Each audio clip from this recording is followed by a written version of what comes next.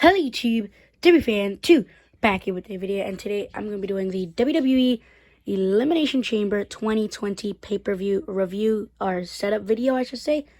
So let's go off from the kickoff show.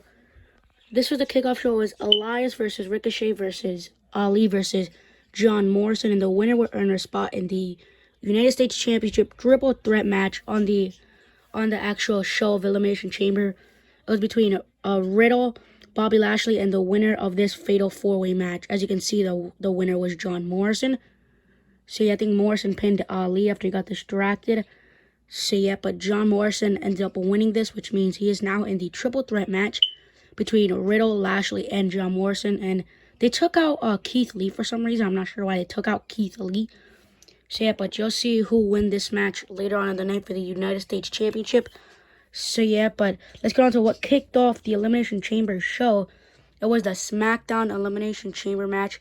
As you can see right here is Kevin Owens.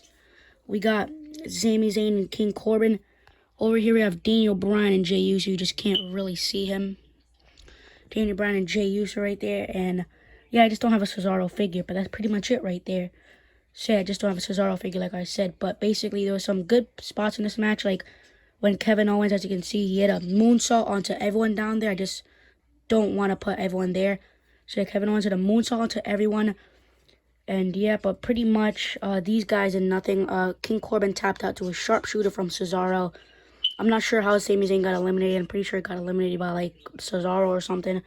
But yeah, King Corbin got eliminated by Cesaro. Almost just knocked down everyone. So yeah, but Daniel Bryan actually ended up winning, which means Daniel Bryan faces Roman Reigns immediately following this Elimination Chamber match.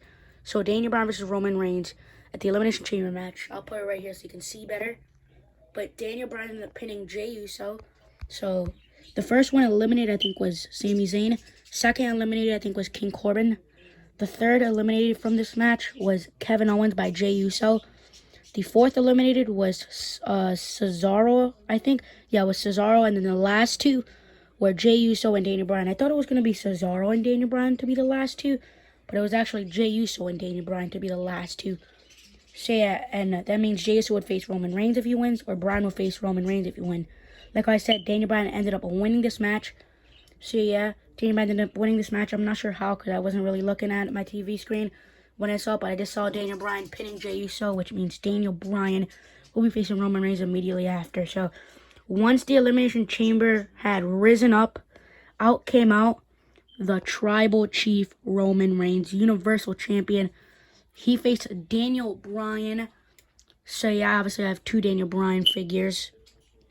So yeah, I have two Daniel Bryans. Here's the other one right there. And then there's the other one.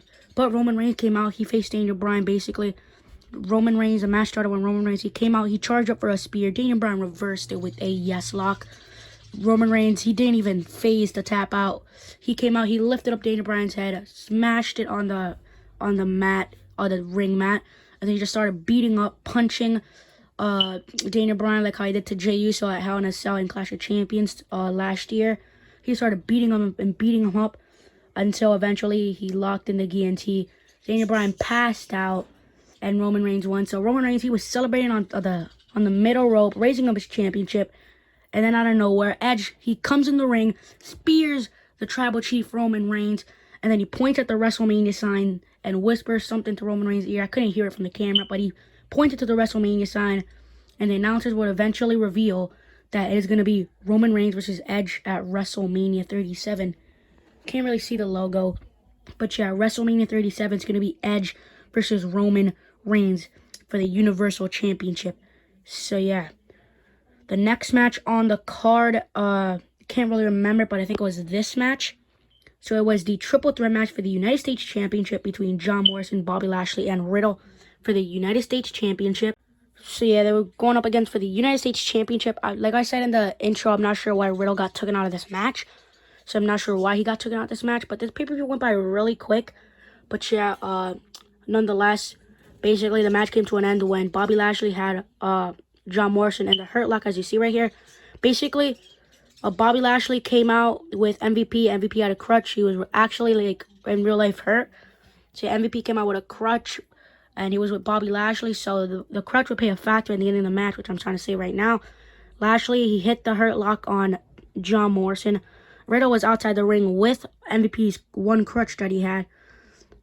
John Morrison almost tapped out to the hurt lock until Riddle came out. He smashed the crutch on Lashley's back. Lashley ended up falling down. Morrison, he was down and out after the hurt lock, so Lashley was out of this match. Morrison was also down and out after the hurt lock. Basically, Riddle came up to Morrison. He hit the floating bro on John Morrison. His finishing move, where he turns him upside down, puts him to the mat. 1, 2, 3. Riddle is the new United States champion. Obviously, I don't have a Riddle figure, but Riddle, or Matt Riddle, is the new United States champion from the Elimination Chamber pay-per-view. The next match on the show ended up being the main event. So yeah, the show went by really, really fast. So the next match ended up being the actual main event for the show. So basically, at one point in this match, AJ Styles, or we'll get to that later, basically Randy Orton, he was rolled up by Kofi Kingston to get eliminated. Randy Orton, he got all mad. He RKO'd everyone inside the match. AJ Styles, Jeff Hardy, Sheamus was still in his pod, McIntyre, and all them people that were in the match. So yeah, McIntyre and Styles were still in their pods. So once Randy left, he left the door open because obviously Randy was going to leave. Almost came out. AJ Styles, his business associate, whatever you want to call him, he came out. He ripped the back door of his pod. So Styles was in his pod.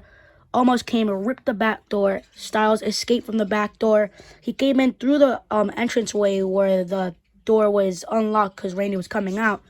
And then Adam Pearce came out. He kicked out almost, but Styles went ahead. He pinned everyone that Randy Orton RKO'd, but they all kicked out.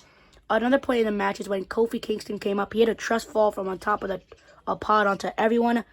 So yeah, there's Jeff Hardy getting RKO'd by Randy Orton.